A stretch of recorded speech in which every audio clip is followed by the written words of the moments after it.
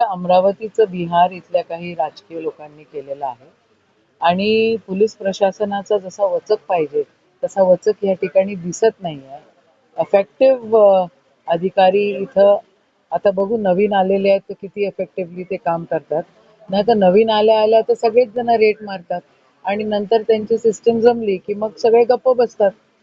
मुख्यमंत्र्यांचा आजोळ आहे, मुख्यमंत्री होम मिनिस्टर आहे. या ठिकाणी काल जी घटना झाली ती अतिशय धक्कादायक आहे. कधीतरीचे अ, त्यांचे व्यवहार, कधीतरीचा गोंधळ आणि इथं जर संध्याकाळच्या वेळेला एवढे लोक जर येऊन गाड्या घोड्या फोडफाड करत असतील आणि त्यांना जर पोलिसांची काहीच भीती वाटत नसेल तर मग खरोखरच आश्चर्य आहे आणि धक्काही आहे. बाल गुन्हेगार 7 सापडले म्हणतायत.